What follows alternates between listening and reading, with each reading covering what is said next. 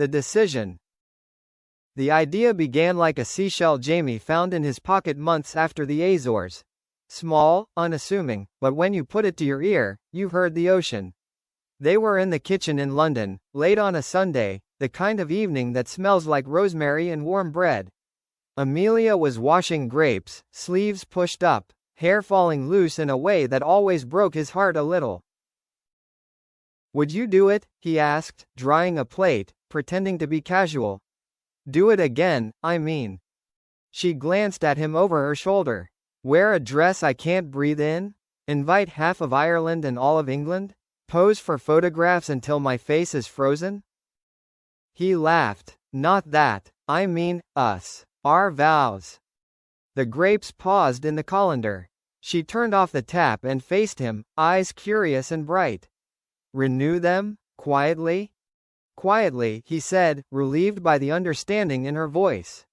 "No cameras. No press. Just the five of us and the sea. Somewhere that belongs to no one but the tide." Amelia put the grapes aside and leaned against the counter. The exhaustion of the last years, the headlines, the distance, the small abrasions of life, had faded since the Azores, replaced by something steadier. She nodded. "If we do it for us. Not as proof. As a whisper." "A promise," he said. "A promise," she echoed, and the word hung between them like a lantern lighting a path neither of them had to walk alone. Choosing the shore. They decided on a beach not far from where they'd stayed in the Azores, a crescent of sand tucked between volcanic rocks, where the wind braided salt into your hair and the horizon was a single brushstroke of blue. To plan it without drawing attention, Jamie worked with an old friend who knew the islands well, and who understood discretion the way fishermen understand weather. A local officiant would come at dusk, a violinist from the next village would play. Simple, sacred. The girls were sworn to secrecy with solemn nods and a pinky promise ceremony in the living room. Dulcie, their eldest, took on the role of chief planner, with endearing seriousness. Elva volunteered to be in charge of petals. Alberta, the youngest, declared she would guard the rings with my actual life, then promptly hid them in a sock drawer and told no one which one. In the evenings, Amelia and Jamie worked side by side at the dining table. Guest list: 5, flowers, wild ones, music. One instrumental from Amelia's early compositions, its melody like sunlight on water. There would be no cake, but there would be strawberries and a loaf of sweet bread from the island bakery that always seemed to smell like childhood. One night, when the girls were asleep, Amelia unfolded her original vows, the ones she'd written years ago in ink that had bled a little when she cried over the words, "No matter what storms come." She held the old paper gently. "I meant them," she whispered, as if confiding in both past and present. "I still do, but I have new words now." Jamie touched the edge of the page with careful fingers. "Me too." Return to the islands. They flew at dawn under the kind of sky that suggests fresh beginnings. The island greeted them with a breeze that carried eucalyptus and salt. The villa they'd rented stood above the same broad shoulder of sea they'd fallen in love with months earlier. The owner had left a basket on the table with a note. "Welcome back, Dornans. May the ocean keep your secrets." That first afternoon, they walked down the familiar path to the beach. The tide had carved new lines in the sand, as time always does, but the rocks still stood like guardians, and the sea still offered its patient hush. Dulcie tested the water with toes that squealed. Elva began fashioning petals from tissue paper, just in case the wildflowers are too wild, and Alberta sprawled on a towel, whispering counsel to the rings she had hidden in the pocket of her hoodie like two tiny confidants. Amelia and Jamie stood a little apart, holding hands. "Ready?" he asked. "I'm not sure ready ever happens for the beautiful things," she said. "You just step into them." They stepped, making something with their hands. They wanted the ceremony to feel made, not bought. So the next morning, they drove to the village and asked the flower seller, an elderly woman with eyes like warm stones, for whatever grew on the cliffs this time of year. She laughed, kissed Amelia's cheek, and filled their basket with eucalyptus, tiny white daisies, and purple blooms that smelled like rain. Jamie and the girls braided stems into loose crowns and garlands, fingers sticky with sap and joy. Amelia used twine to tie sprigs into small bundles they would lay on the sand, like anchors for their promises. The violinist, her name was Sophia, came by in the afternoon to rehearse.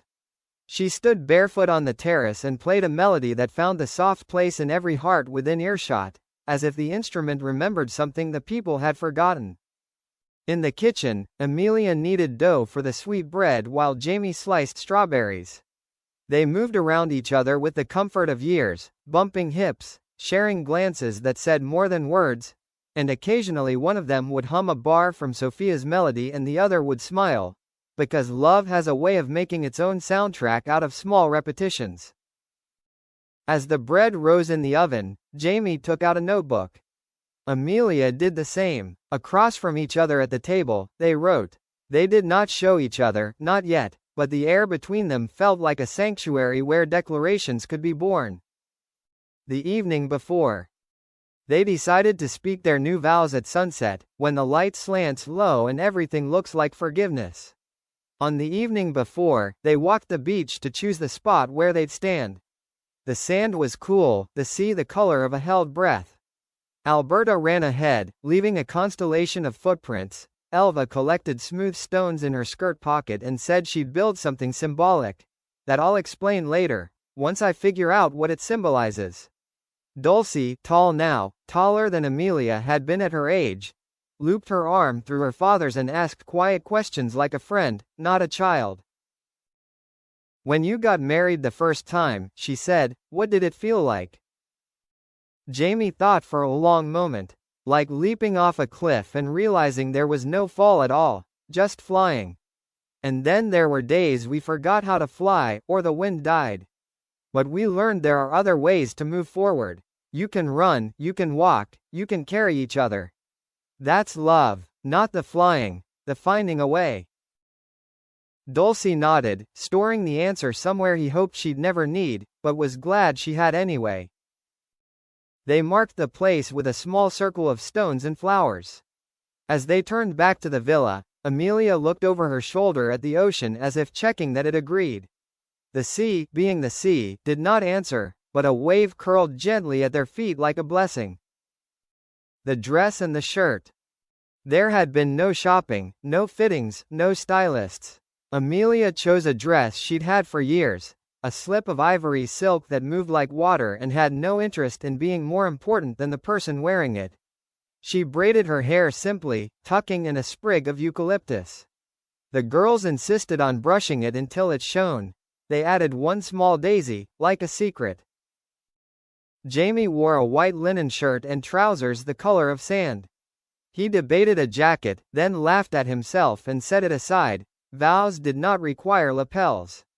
On his wrist, a bracelet Dulcie had woven when she was 7, in his pocket, the letter he'd written in the Azores, worn soft as cloth with rereading. They exchanged one glance in the mirror before the ceremony. Hi, he said, not because he needed to, but because the word had always been an altar for them in miniature. Hi, she said, and took his hand. The procession of 5. They walked down the path together as a family. Sophia was already on the beach, violin tucked under her chin.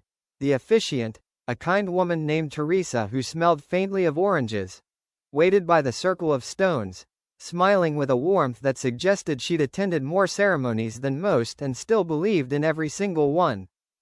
Elva scattered petals that the wind, not understanding choreography, scattered back. Alberta, solemn as a saint, held the rings in a little seashell box she'd constructed with glue and hope. Dulcie filmed nothing, posted nothing, photographed nothing. She simply took it in, as if she instinctively understood that some moments exist best as a living thing in memory. Sophia began to play. The notes unfurled like linen on a line.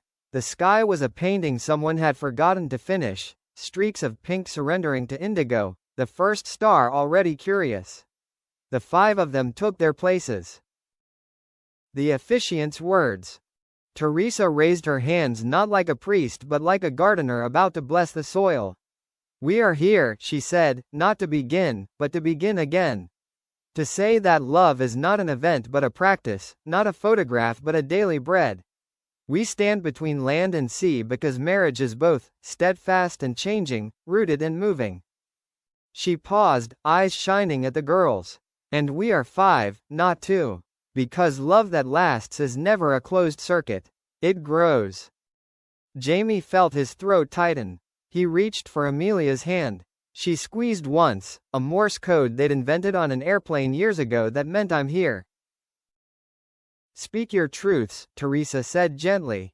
Promise what you can keep. Jamie's vows. He hadn't planned to cry. He'd planned to be eloquent, maybe even slightly witty.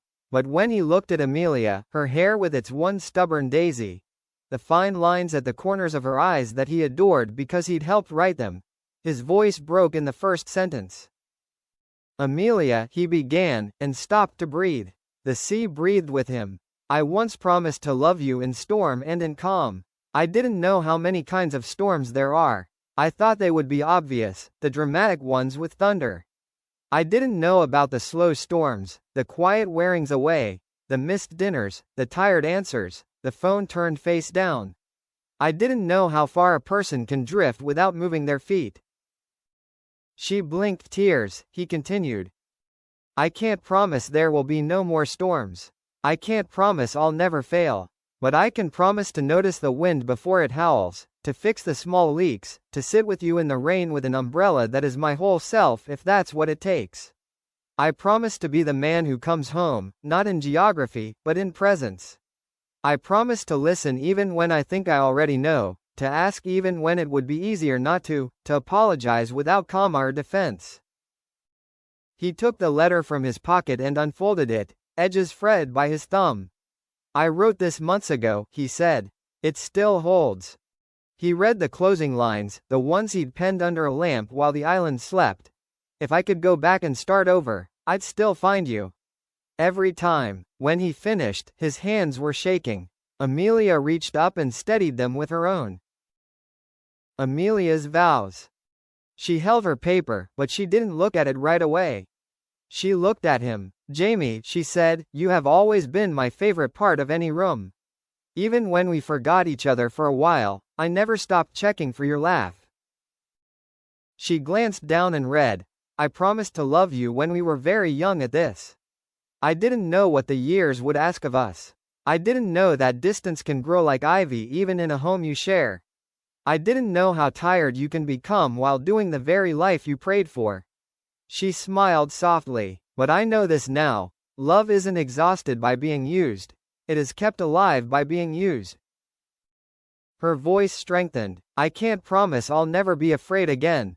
But I promise to tell you when I am, instead of telling the quiet. I promise to ask for what I need before the needing turns into noise. I promise to celebrate your joys without measuring them against my own. I promise to be your harbor and your horizon, to shelter you and to send you, to be the place you can rest and the place you can rise. She folded the page. And I promise to dance with you in kitchens, in storms, in front rooms lit only by the kind of courage that remembers music. Sophia's bow hovered, the sea pressed closer as if listening. Vows of the 5. Teresa, smiling through her own tears, turned to the girls. Will you make a promise? She asked.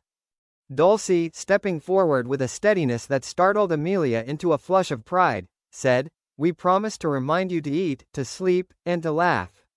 We promise to tell you when we need you, not just when we're fine.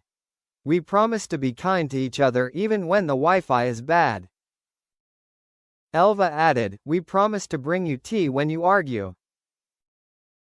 Alberta, clutching the shell box like a holy relic, declared, I promise to keep the rings safe forever, unless I forget where I put them, and then I promise to look very hard. Everyone laughed, the sacred kind that clears the air. It felt right that the vows of children would carry both gravity and giggles. Marriage, after all, requires both. The rings. Rings, Teresa said gently. Alberta marched forward and presented the shell. Inside, the bands gleamed simple as truth. Gold, warmed by the small pocket of the world that was their youngest child's clasped hands. Jamie slid the ring onto Amelia's finger the way a person fits a key into a door they never want to lock again. With this, he said, I don't claim you. I join you. Amelia placed his ring with a whisper that was still somehow a shout in his heart. With this, I don't perfect us. I choose us. Sophia's violin lifted into the air like a bird released. Chapter 13, The Kiss and the Bread. You may, Teresa said, but they already had. The kiss wasn't cinematic. It didn't need to be. It was the kind of kiss that tastes like bread rising, like tea poured into hands that have been cold too long.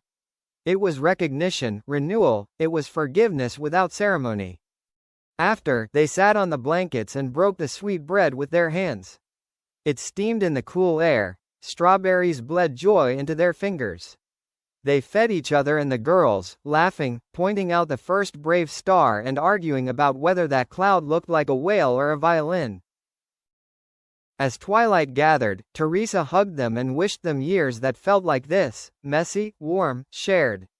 Sophia packed her violin with a reverence that suggested music had been a participant, not a performance. The wind settled. The sea nodded.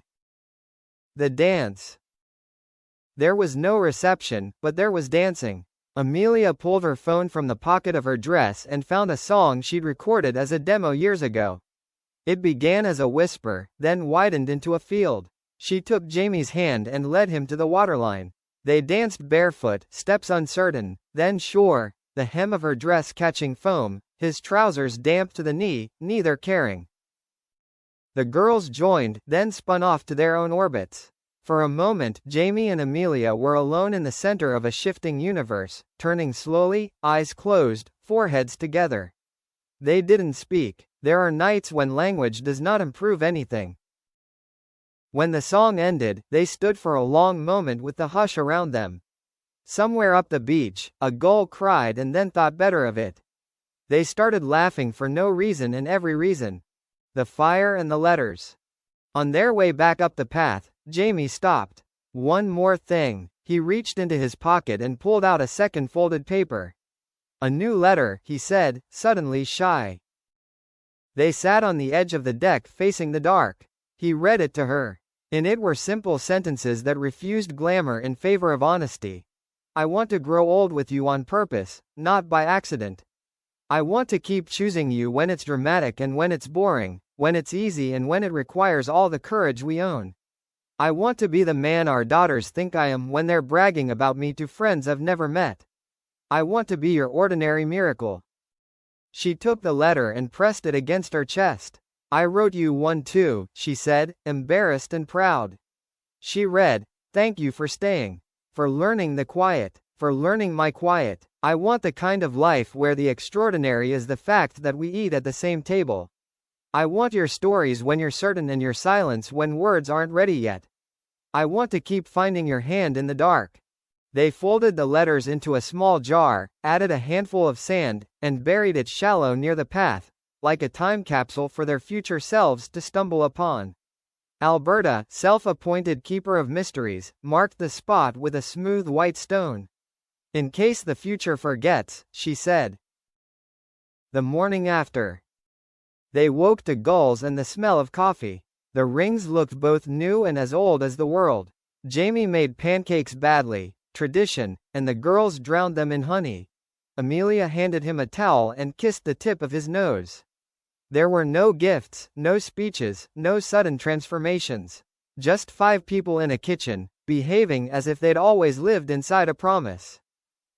They returned to the beach to collect the last of the garlands. The sea had rearranged everything, as seas do, but left their circle mostly intact. Dulcie picked up a stone and slipped it into her pocket for luck.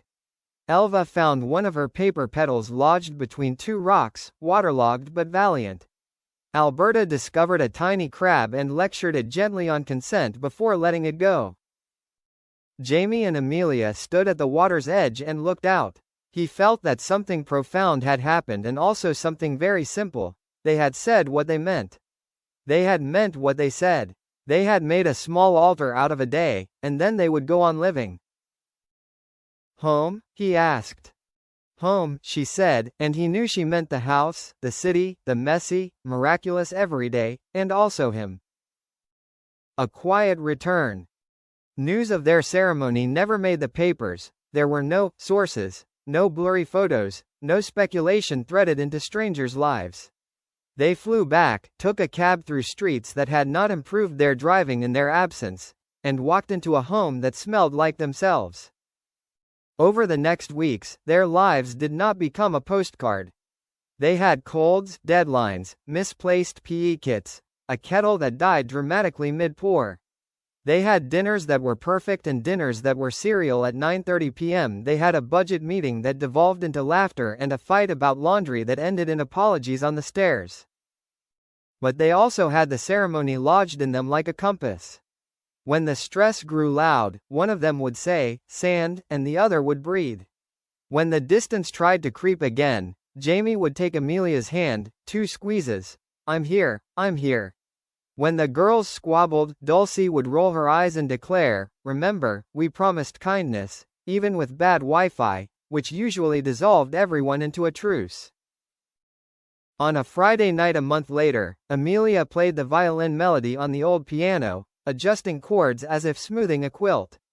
Jamie listened from the doorway, their vows ringing quiet and large in the room.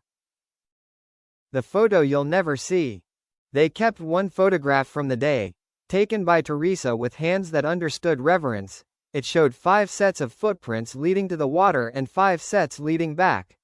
No faces, no proof, just a record that love went out to meet the world and returned intact.